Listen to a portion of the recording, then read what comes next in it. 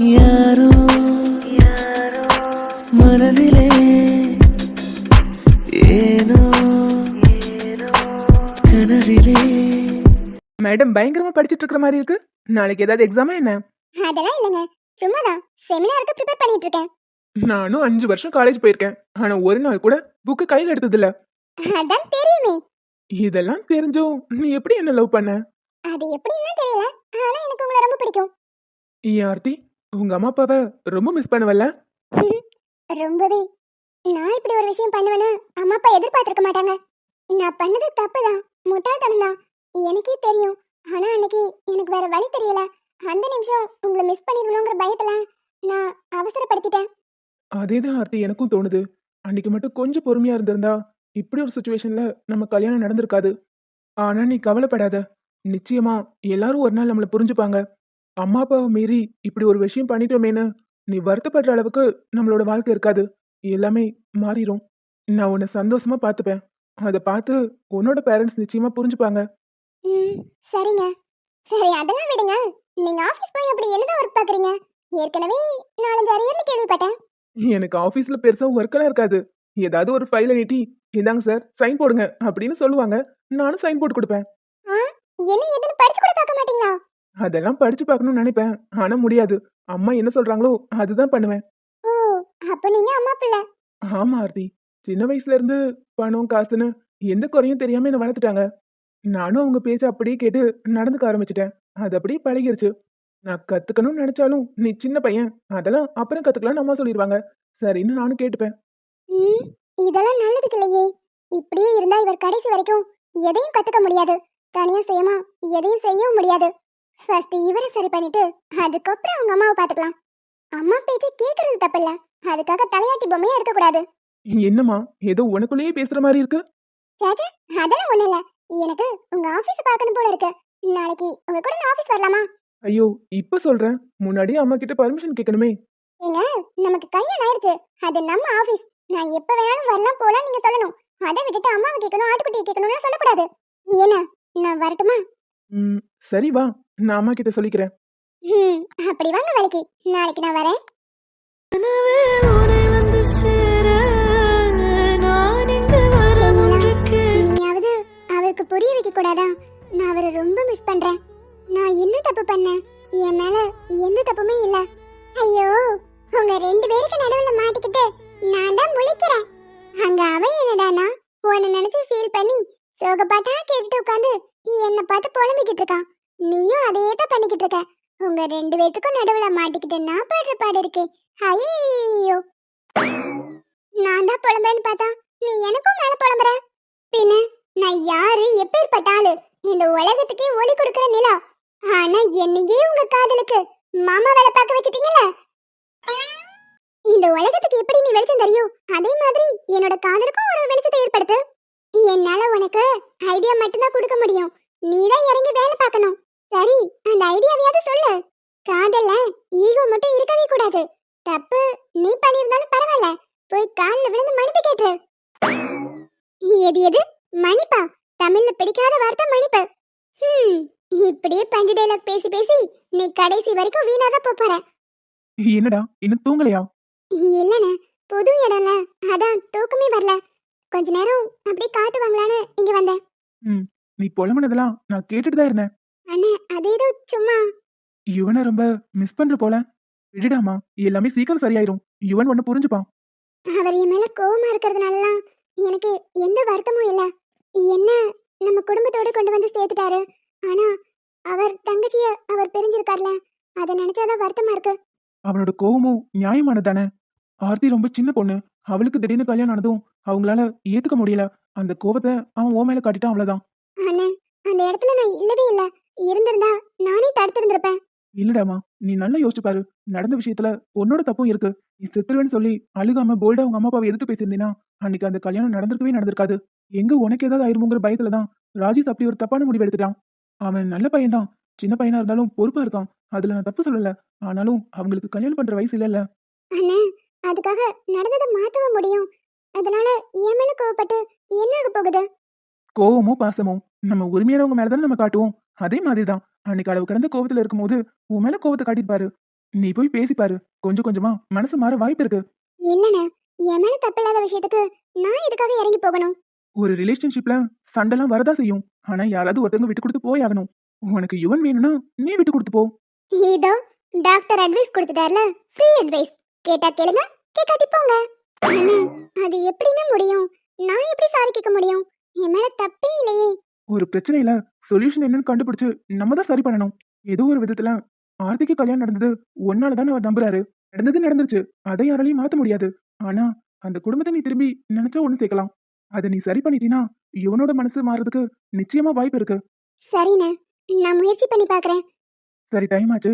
ரொம்ப நேரம் இப்படி நிக்காத. போய் தூங்கு. இல்லண்ணே, எனக்கு தூக்கமே வரல. கொஞ்ச நேரம் நின்னுட்டு அப்புறமா போறேன். நீ போய் தூங்க. அண்ணன் சொல்றதும் சரிதான் தோணுது. அவர் தங்கச்சிய அவர் கூட சேர்த்து வச்சுட்டா போதும், எல்லா பிரச்சனையும் முடிஞ்சிடும். சரி, அங்க அவர் என்ன பண்றாரு? அவர்தானே எத்தனை இரவு உனக்காக விழித்திருந்தேன் அப்படின்னு பாட்டு போட்டு ஃபீல் பண்ணிட்டு இருக்காரு. எத்தனை இரவு உனக்காக விழித்திருந்தே, உறங்காமல் தவித்திருந்தே, விண்மீன்கள் ஒன்னு யாரடி இங்க வர சொன்னது? ஏங்க, சாரிங்க, நான் எந்த தப்புமே பண்ணல. நீங்க கோச்சுக்கிறது நியாயமே இல்ல. நீங்க இல்லாம என்னால ஒரு நாள் கூட இருக்க முடியாது. என் அம்மா அப்பா அண்ணன் அண்ணி எல்லா உறவும் இப்ப எனக்கு கிடைச்சிருக்கு. ஆனா நீங்க இல்லாதது, இது எல்லாம் கிடைச்சும் எதுவுமே என் பக்கத்துல இல்லாத மாதிரி ஃபீல் ஆகுது. அவங்க கூட முழு மனசோட என்னால சந்தோஷமா இருக்க முடியல. எங்க குடும்பம் ஒண்ணு சேர்ந்ததுக்கு காரணமே நீங்க தான். நீங்க இல்லாம என்னால சந்தோஷமா இருக்க முடியாது. புரிஞ்சுக்கோங்க. சாரி, நான் வேணும்னே தெரிஞ்சு எதுவுமே பண்ணல. நாங்க பண்ண தப்பு ஒண்ணே ஒண்ணுதான். நான் அமைதியா நின்னது. எனக்கு அவங்க 2 பேரும் கல்யாணம் பண்ணிக்க போறாங்கன்னு தெரிஞ்சிருந்தா நிச்சயமா தடுத்து இருந்திருப்பேன் யுவன். சாரிங்க, நான் வேணும்னே எதுவுமே பண்ணல. என்ன மன்னிச்சிருங்க ப்ளீஸ். முடியாதுடி. என்னால உன்னை மன்னிக்க முடியாது. மன்னிக்க முடியாதுன்னு சொல்லிட்டேன்ல. போ. உன்னை யார் இங்க வர சொன்னா? கிளம்பு. போ மகா, போ. போன்னு சொல்றேன்ல, போ. நான் இப்ப போயிட்டா திரும்ப வரவே மாட்டேன். உங்களுக்கு ஓகேவா? ஓடி போயிரு. எத்தனை நிலவை உனக்காக வெறுத்திருந்தே, உயிர் சுமந்து பொறுத்திருந்தே, உன்னை கண்டு உயிர் தெளிந்தே. அதான் போன்னு சொல்லிட்டேன்ல. கிளம்பி போ. போடி, போ. சரி, நான் போறேன். நான் போன்னு சொல்லிட்டா என்னை விட்டு போயிருவியாடி நீ? இன்னொரு தடவை என்கிட்ட சாரி கேட்க மாட்டியா? சாரி யுவன், நான் செஞ்சது தப்புதான். என்ன மன்னிச்சிருங்க. நீ ஒரு பாதி, I love you so much. I miss you a lot. நான் ஒரு பாதி, காதல் ஜோதி பெண்ணழகே, மண்ணும் பின்னும் போனாலும் மாறாது இந்த சொந்தம். என்ன சார், வீட்டுக்கு கிளம்பிட்டீங்களா? ஆமா. ஃபைனல் இயர் ஸ்டூடெண்ட்ஸ் எல்லாரும் ஃபேர்வெல் செலிப்ரேட் பண்ணணும்னு ஆசைப்படுறாங்க. ஆனா நீங்க இன்னும் டேட் ஃபிக்ஸ் பண்ணவே இல்ல. ஓ, அதுதானே. நான் முடிவு பண்ணிட்டு சொல்றேன். சரிங்க சார். சரி, சூர்யாவை கொடுங்க. நான் கிளம்புறேன். எனக்கு டைம் ஆச்சு. ஏன் சார், எனக்கு ஒரு டவுட். வர வழியில உங்க தலையில யாராவது அடிச்சிட்டாங்களா? இல்லைன்னா கார்ல வரும்போது சடன் பிரேக் போட்டு மண்ணில ஏதாவது அடிபட்டுச்சா? இல்ல, ஏன் கேக்குறேன்னா, இவ்வளவு நாள் சூர்யாவை தூக்குனாலே உங்களுக்கு கோவம் மூக்குக்கு மேல வரும். ஆனா இன்னைக்கு அமைதியா நிக்கிறீங்களே, அதான் கேட்டேன். சூர்யா வீட்ல இருக்கும்போது ஆக்டிவாவே இருக்கிறது இல்ல. ஆனா உங்க கையில இருக்கும்போது நல்லா சிரிக்கிறான். ரொம்ப ஆக்டிவாவும் இருக்கான். அதான் எப்படின்னு தெரியல. நீங்க என் குழந்தைய அடிக்கடி தூக்குறது எனக்கு பிடிக்கலதான். ஆனா ஏதோ ஒரு விதத்துல அவன் உங்க கூட கனெக்ட் ஆயிட்டான். குழந்தைங்கன்னா அப்படிதான் சார். யார்கிட்ட கம்ஃபர்ட்டா இருக்காங்களோ அவங்க கூட நல்லா ஜாலியா இருப்பாங்க. அதேதான், உங்க கூட இருக்கும்போது கொஞ்சம் ஆக்டிவா இருக்கான். அதான் இருந்துட்டு போட்டுன்னு விட்டுட்டேன். இதை வச்சுக்கிட்டு நீங்க தேவையில்லாத அட்வான்டேஜ் எல்லாம் என்கிட்ட எடுத்துக்க கூடாது. அப்படியே எடுத்துட்டாலும் ஏன் சார் நீங்க வேற, நீங்க எதுக்காக இப்படி யோசிக்கிறீங்க? நான் அப்படிப்பட்ட டைப்லாம் இல்ல. நான் உங்களை தப்பு சொல்லல. இருந்தாலும் என் சைட்ல இருந்து ஒப்பீனியனை நான் சொல்லிடுறேன். சரி விடுங்க, நீங்க உங்க பையனை என்கிட்ட கொடுத்தது ரொம்ப பெரிய விஷயம். நம்ம வேணா ஃப்ரெண்ட்ஸா இருக்கலாமா? என்ன சார், ஃப்ரெண்டா இருக்கலாமான்னு கேட்டதுக்கு இவ்ளோ யோசிக்கிறீங்க? நீங்க நான் சூர்யா 3 பேரும் ஃப்ரெண்ட்ஸ். என்ன சூர்யா செல்லம் சரின்னு சொல்லிட்டான் பாருங்க. இன்னையில இருந்து நம்ம ஃப்ரெண்ட்ஸ். சரி, ஓகே. இவ்ளோ நாள் கழிச்சு இப்பவாவது என்ன ஃப்ரெண்டா ஏத்துக்கிற அளவுக்கு வந்திருக்கீங்களே, ரொம்ப சந்தோஷம். டேய் சூர்யா குட்டி, இன்னையில இருந்து உன் அப்பா நான் நீ 3 பேரும் ஃப்ரெண்ட்ஸ். பாத்தீங்களா எவ்வளவு சவுண்டா சிரிக்கிறான். நீங்க தான் எப்ப பார்த்தாலும் உருன்னு இருக்கீங்க. கொஞ்சம் சிரிங்க சார், கொஞ்சம் சிரிங்க. சிரிப்பு வருது வருது, சிரிப்பு வந்துருச்சு. டேய் சூர்யா தங்கம், உங்க அப்பா சிரிச்சிட்டாரு. சூர்யாக்கு எப்படி கணத்துல குழி விழுதோ அதே மாதிரி நீங்க சிரிச்சாலும் குழி விழுது. இன்னைக்கு தான் உங்க சிரிப்பு பாக்குறேன். சூர்யா அப்படியே உங்கள மாதிரி தான் போல. சிரிப்பு என்னமோ என்ன மாதிரி தான் இருக்கு, ஆனா கண்ணு மூக்கு அவன் ஹேர் கூட கயல் மாதிரி தான். எப்படியோ ஒரு வழியா நீங்க சிரிச்சிட்டீங்க, எனக்கு அதுவே போதும். இதே மாதிரி எப்பவும் சிரிச்சிட்டு ஹாப்பியா இருங்க. இந்தாங்க. டேய் சூர்யா தங்கம், அப்பா கிட்ட போங்க. பாய், நம்ம நாளைக்கு பார்க்கலாம். உம்மா.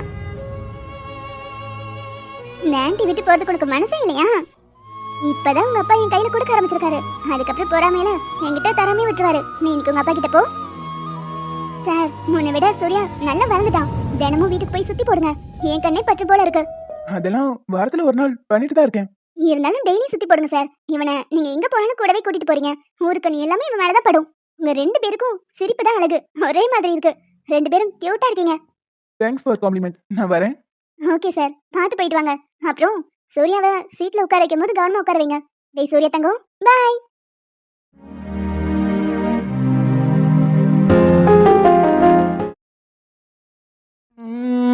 இரவின் போர்வை என்னை சூழ்ந்து மெல்ல மெல்ல மூடும் தாழ்ந்து விடியலை தேடினேன் உன்னிடம்.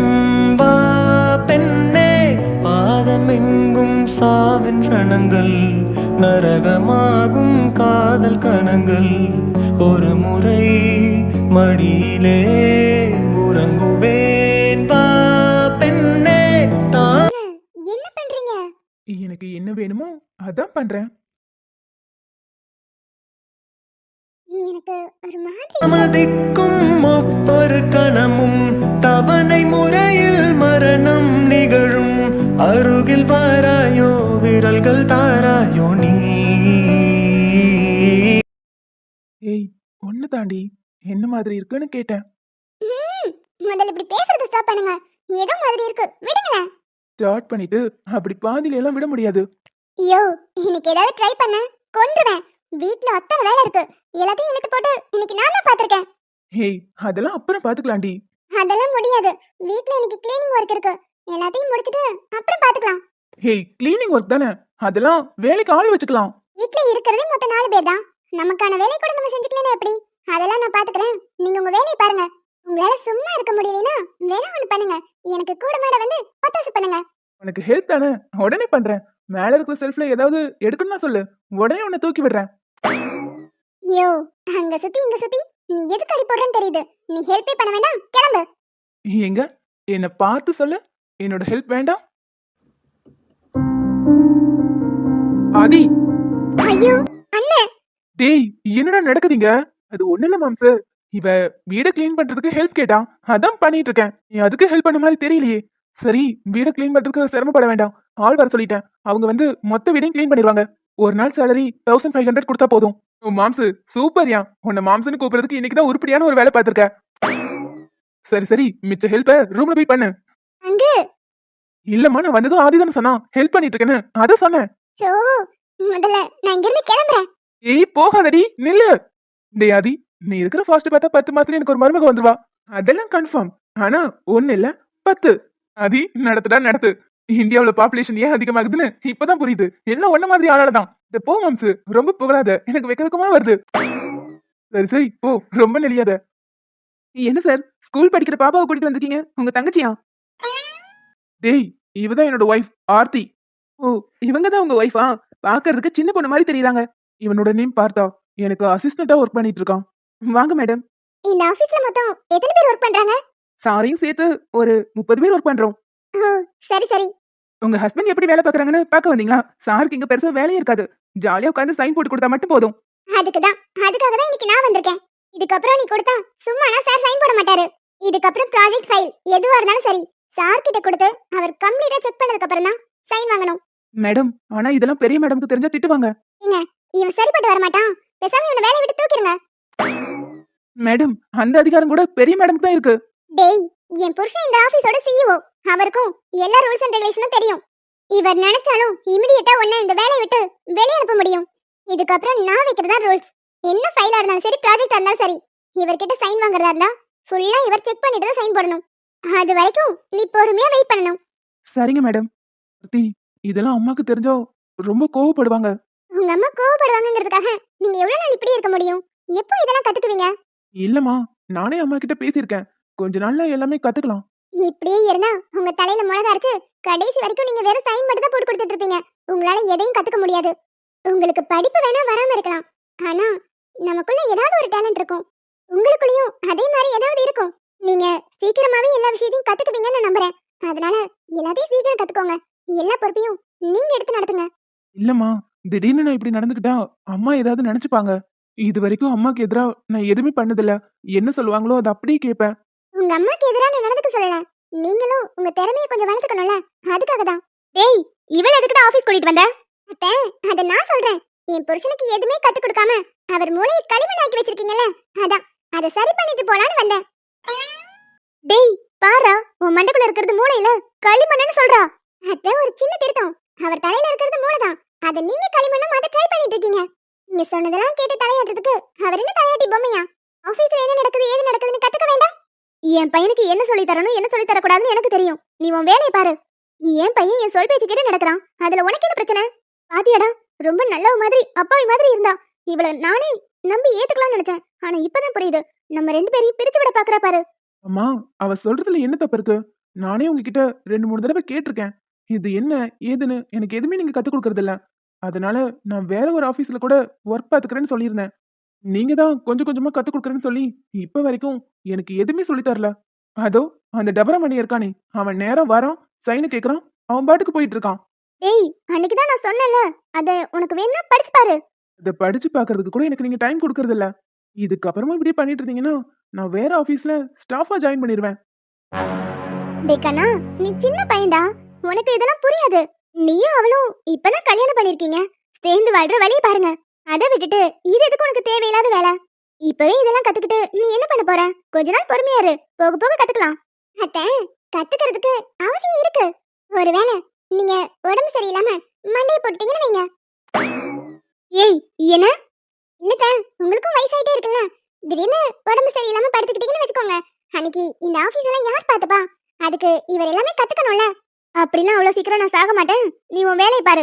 ஆமாமா, இருக்கிறவங்களெல்லாம் சாவடிச்சிட்டு அப்புறம் தான் சாவீங்க. என்னது?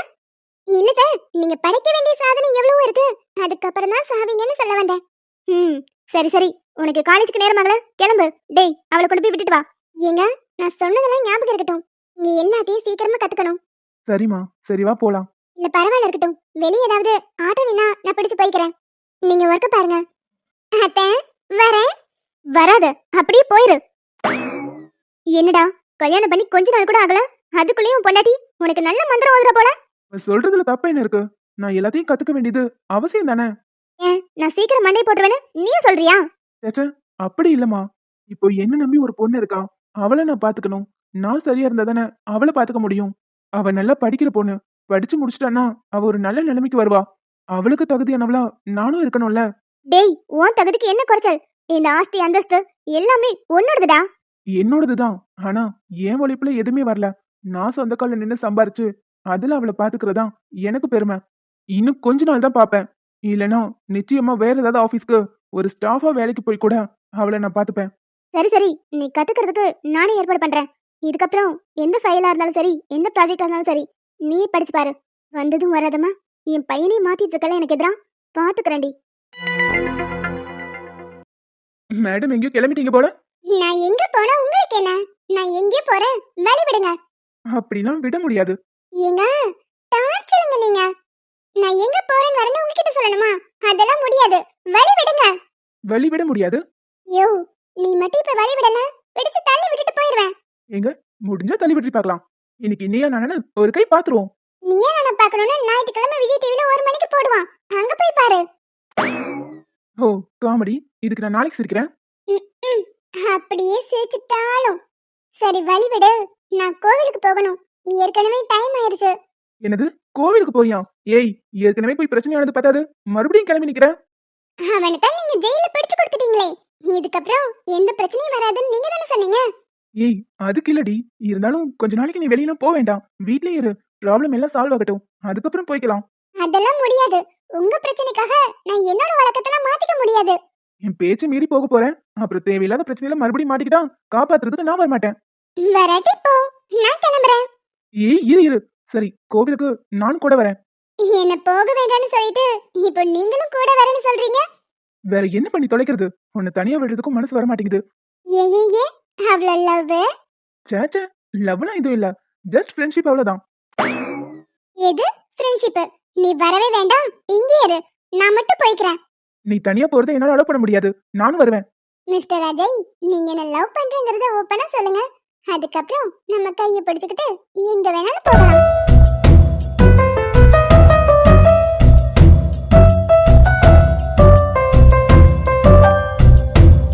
என்ன அப்படியே தலையாட்ட நீட்டா இப்படி சொல்லுங்க. சரி பண்றேன்.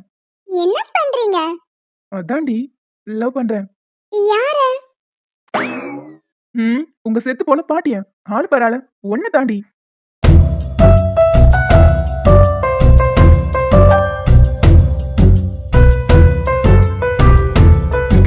ஏய் அதான் சொல்லிட்டேன்ல, வா போலாம். இதெல்லாம் ஒத்துக்க முடியாது. ஏய் நீ இப்ப என்ன சொன்ன? உன்னை லவ் பண்றதா ஒத்துக்க சொன்ன, அதான் நான் ஒத்துக்கிட்டேன்ல, அப்புறம் என்ன? இது சும்மா என்ன சமாதானப்படுத்துறதுக்காக சொல்றீங்க. நீங்க மனசார ஃபீல் பண்ணி சொன்ன மாதிரியே தெரியல. அதெல்லாம் உங்க மூஞ்சி கொஞ்சம் செட் ஆகாதுதான். இருந்தாலும் மனசார ஃபீல் பண்ணி தியா ஐ லவ் யூன்னு சொல்லுங்க, நான் அக்செப்ட் பண்ணிக்கிறேன். ஏய் இதுக்கு மேல எங்க இருந்துடி ஃபீல் பண்றது? சரி ஓகே, கொஞ்சம் என் கண்ணை பாரு. கஷ்டங்களை மட்டுமே பார்த்து வளர்ந்த உன்னை இதுக்கப்புறம் எப்பவுமே கஷ்டப்படவோ கவலைப்படவோ விட மாட்டேன். உன்னை சந்தோஷமா வச்சுக்கிறது மட்டும்தான் என்னோட முதல் கடமை. வாழ்க்கைன்னா இன்பம் துன்பம் எல்லாமே கலந்துருக்கும். எல்லா நேரத்துலயும் உன் கூட என்னைக்குமே உறுதுணையா இருப்பேன். சண்டை நீ போட்டாலும் சாரி நான் வந்து கேட்பேன். நீ போட நான் என்ன நீயே விரட்டினாலும் நான் உன்னை விட்டு போக மாட்டேன். I love you.